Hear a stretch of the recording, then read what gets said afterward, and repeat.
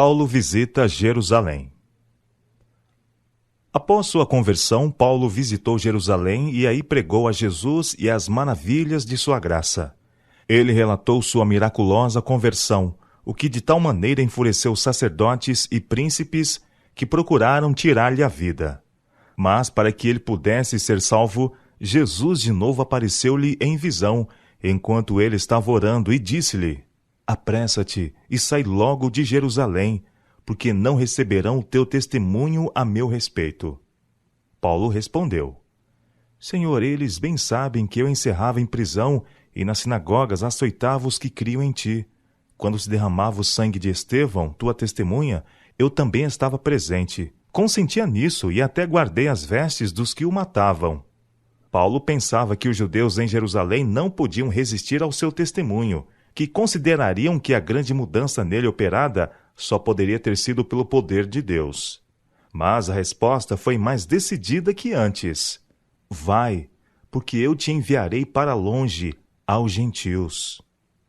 Durante a ausência de Paulo em Jerusalém, ele escreveu muitas cartas para diferentes lugares, relatando sua experiência e dando poderoso testemunho.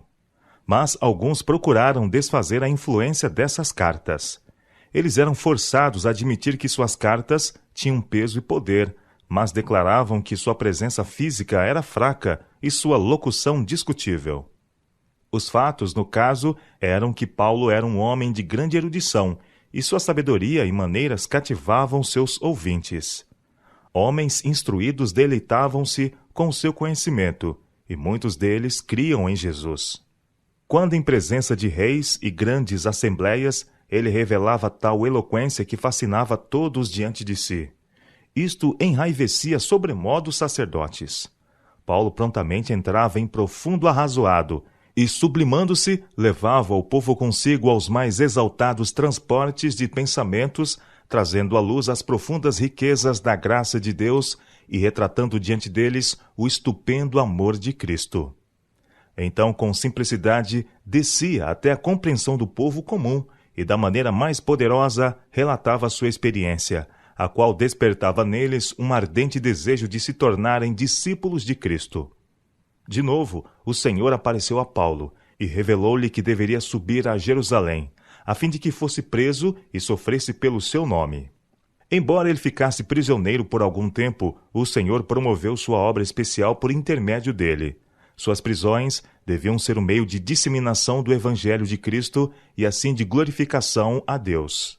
Ao ser enviado de cidade a cidade para julgamento, seu testemunho sobre Jesus e os interessantes incidentes de sua própria conversão eram relatados perante reis e governadores, ficando eles sem escusas com respeito a Jesus. Milhares criam nele e se regozijavam em seu nome. Vi que o especial propósito de Deus era cumprido na viagem marítima de Paulo.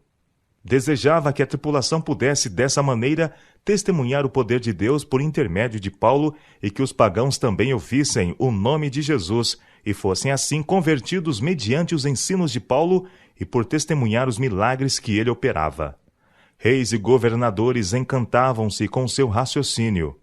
E ao pregar a Jesus com zelo e o poder do Espírito Santo, e ao relatar os interessantes acontecimentos de sua experiência, ficavam possuídos da convicção de que Jesus era o Filho de Deus. Ouvindo alguns entre admirados e encantados, um deles clamou: Por pouco me persuades a me fazer cristão. Contudo, a maioria dos que ouviam pensavam que, em algum tempo futuro, poderiam considerar o que ouviram. Satanás tirava vantagem da procrastinação e, negligenciando eles a oportunidade quando o seu coração estava abrandado, esta era para sempre perdida. Seus corações tornavam-se endurecidos. Foi-me mostrada a obra de Satanás primeiro em cegar os olhos dos judeus para que não recebessem a Jesus como seu Salvador, e depois em levá-los pela inveja de suas poderosas obras a buscar a sua vida. Satanás entrou num dos próprios seguidores de Cristo e levou-o a traí-lo às mãos de seus inimigos, a fim de que crucificassem o Senhor da vida e da glória. Depois que Jesus ressuscitou dos mortos, os judeus acrescentaram pecado a pecado ao procurarem esconder o fato de sua ressurreição, assalariando a guarda romana para que afirmasse uma falsidade. Mas a ressurreição de Jesus foi feita duplamente certa pela ressurreição de uma multidão de testemunhas ao mesmo tempo. Depois de sua ressurreição, Jesus apareceu a seus discípulos e a mais de 500 de uma vez, enquanto aqueles que ele levou consigo para o alto apareceram a muitos, declarando que Jesus tinha ressuscitado. Satanás havia levado os judeus a se rebelarem contra Deus, recusando receber o seu filho e manchando as mãos em seu preciosíssimo sangue. Não importava agora quão poderosa a evidência produzida de que Jesus era o Filho de Deus, o Redentor do mundo. Eles o haviam matado e não receberiam qualquer evidência em seu favor. Sua única esperança e consolação, como a de Satanás após sua queda, era procurar prevalecer contra o Filho de Deus. Continuaram, portanto, sua rebelião, perseguindo os discípulos de Cristo e levando-os à morte. Nada soava tão desagradavelmente aos seus ouvidos como o nome de Jesus a quem haviam crucificado, e estavam determinados a não ouvir qualquer prova em seu favor. Assim, quando o Espírito Santo, por intermédio de Estevão, manifestou poderosa evidência de ser Jesus, o Filho de Deus, fecharam os ouvidos para não se deixarem convencer. Satanás tinha os assassinos de Jesus seguro em suas garras. Por suas ímpias obras, renderam-se como súditos submissos, e por intermédio deles estava ele obrando no sentido de molestar e atribular os crentes em Cristo. Por meio dos judeus, ele agiu no sentido de instigar os gentios contra Jesus e contra os que o seguiam. Mas Deus enviou seus anjos para fortalecer os discípulos em seu trabalho, a fim de que testificassem das coisas que tinham visto e ouvido. E afinal, por sua firmeza, selassem o seu testemunho com seu sangue. Satanás se rejubilou ao ter os judeus seguros em seu laço. Eles ainda continuaram suas inúteis formalidades, seus sacrifícios e ordenanças. Quando Jesus, suspenso da cruz, exclamou: "Está consumado", o véu do templo rasgou-se em dois de alto a baixo, significando com isto que Deus não mais se encontraria com os sacerdotes no templo para aceitar seus sacrifícios e ordenanças, e também para mostrar que o muro de separação entre os judeus e os gentios estava derribado.